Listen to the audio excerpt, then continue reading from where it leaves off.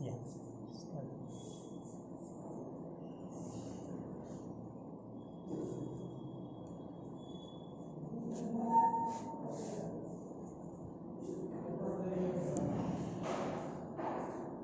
है। Class 8 good morning बच्चों। Lesson 3 Mahadev सोनार का पार्ट 2 पढ़ाने जा रहे हैं। ध्यान दीजिएगा। फिर उसे फिर शंका हुई, ऐसा न हो चोर लौट जाए और मुझे अकेला देखकर मोहरे छीन ले। उसने कुछ मोहरे कमर में बांधी, फिर एक सूखी लकड़ी से जमीन की मिट्टी हटाकर गड्ढे बनाए, उन्हें मोहरों से भरकर मिट्टी से ढक दिया। अकस्मात उसे ध्यान आया, कहीं चोर आ जाए तो मैं भागूंगा क्यों कर। उसने परीक्षा करने के लिए कलशा उठाया और 200 पग तक बेतहाशा भागा हुआ चला गया। जान पड़ता था उसके पैरों में पर लग गए हैं।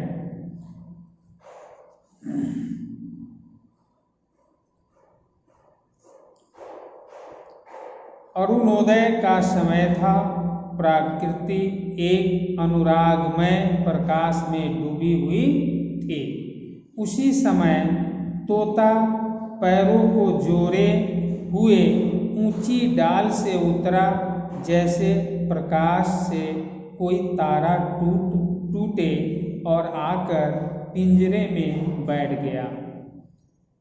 महादेव प्रफुल्लित होकर दौड़ा और पिंजरे को उठाकर बोला, आओ आत्मा राम, तुमने कष्ट तो बहुत दिया पर मेरा जीवन भी सफल कर दिया। अब तुम्हें चांदी के पिंजरे में रखूंगा और सोने से मढ़ दूंगा। उसके रोम रोम से परमात्मा के गुणानुवाद की ध्वनि निकलने लगी। प्रभु, तुम कितने दयावान हो, यह तुम्हारा असीम वात्सल्य है। नहीं तो मुझ जैसा पापी पतित प्राणी कब इस कृपा के योग्य था। इन पवित्र भावों से उसकी आत्मा विह्वल हो गई। वह अनुरक्त होकर कह उठा,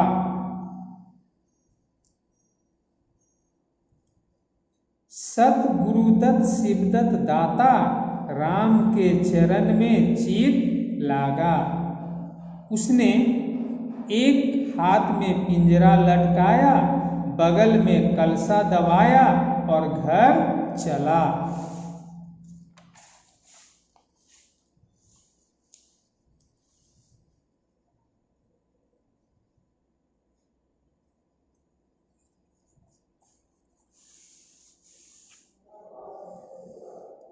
महादेव घर पहुंचा तो अभी कुछ अंधेरा था।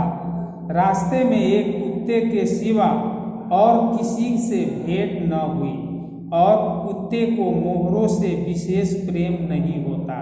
उसने कलशे को एक नाद में छिपा दिया और उसे कोयले से अच्छी तरह ढक कर अपनी कोठरी में रख आया। जब दिन निकल आया तो वह सीधे पुरोहित के घर पहुंचा। पुरोहित पूजा पर बैठे सोच रहे थे, कल ही मुकदमे की पेशी है और अभी तक हाथ में कौड़ी भी नहीं। यजमानों में कोई सांस भी नहीं लेता। इतने में महादेव ने पलागन मीन्स बच्चों होता है नमस्कार करना, प्रणाम करना। पंडित जी ने मुंह फेर लिया, यह अमंगल मूर्ति कहाँ से आ पहुंची। मालूम नहीं दान भी मयसर होगा या नहीं। रुष्ट होकर पूछा, क्या है जी, क्या कहते हो, जानते नहीं हम इस समय पूजा पर रहते हैं।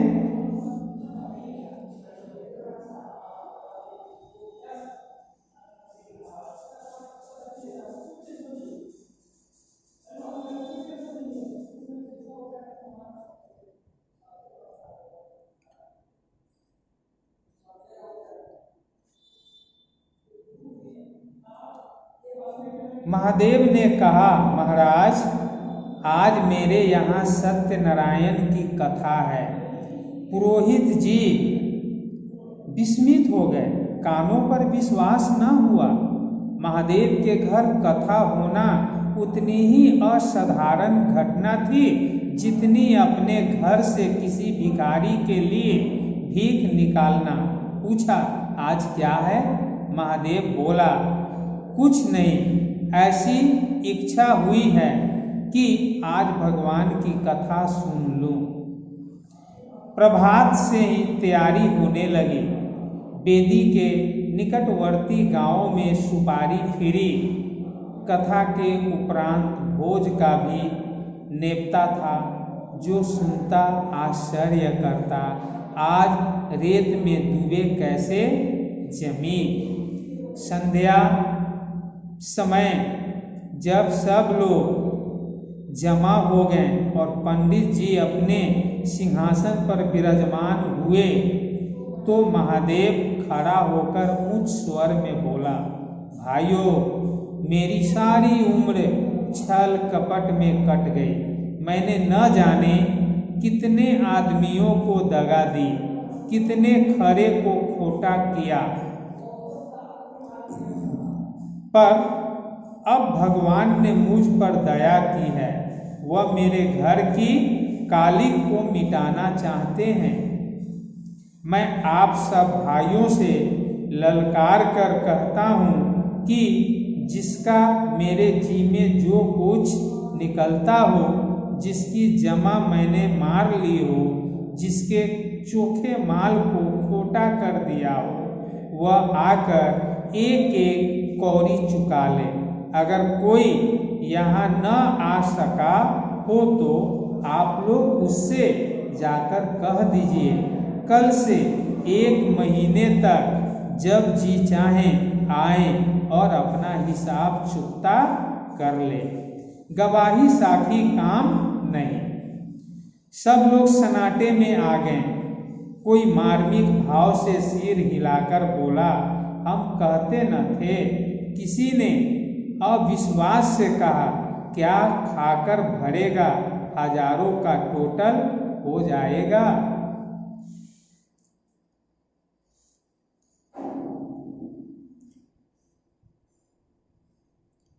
एक ठाकुर ने ठिठोली की और जो लोग सुरधाम चले गए, महादेव ने उत्तर दिया, उनके घर वालों को तो होंगे, किंतु इस समय लोगों को वसूली की उतनी इच्छा न थी जितनी यह जानने की इसे इतना धन मिला कहाँ से, मिल कहाँ से गया।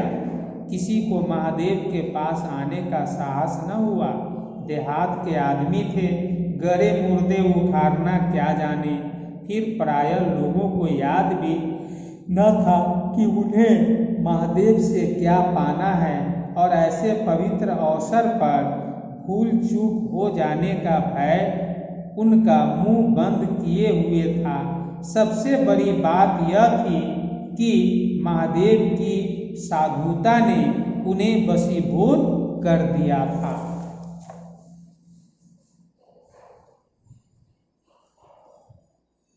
अचानक पुरोहित जी बोले, तुम्हें याद है मैंने एक कंठा बनाने के लिए सोना दिया था, तुमने कई माह से तौल में उड़ा दिए थे। महादेव, हाँ याद है। आपका कितना नुकसान हुआ होगा? पुरोहित, 50 रुपये से कम न होगा। महादेव ने कमर से 2 मोहरें निकाली और पुरोहित जी के सामने रख दी। पुरोहित जी की लुलुपता पर टिकाएं होने लगी। यह बेईमानी है। बहुत हो तो 2-4 रुपये का नुकसान हुआ होगा, बेचारे से 50 रुपये ऐंठ लिए। नारायण का भी डर नहीं, बनने को पंडित पर नियत ऐसी खराब। राम राम।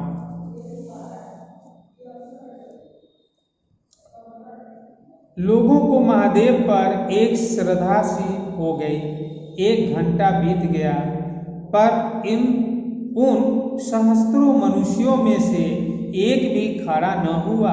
तब महादेव ने फिर कहा, मालूम होता है आप लोग अपना अपना हिसाब भूल गए हैं, इसलिए आज कथा होने दीजिए। मैं 1 महीने तक आपकी राह देखूंगा, इसके पीछे तीर्थ यात्रा करने चला जाऊंगा। आप सब भाइयों से मेरी विनती है कि आप मेरा उद्धार करें। 1 महीने तक महादेव लेनदारों की राह देखता रहा। रात को चोरों के भय से नींद न आती। अब वह कोई काम न करता। शराब का चस्का भी छूटा। साधु अभ्यागत जो द्वार पर आ जाते उनका यथा योग्य सत्कार करता। दूर दूर उसका सुयश फैल गया। यहाँ तक कि महीना पूरा हो गया और एक आदमी भी हिसाब लेने न आया। अब महादेव को ज्ञान हुआ कि संसार में कितना धर्म, कितना सद्व्यवहार है। अब उसे मालूम हुआ कि संसार बुरों के लिए बुरा है और अच्छों के लिए अच्छा। धन्यवाद।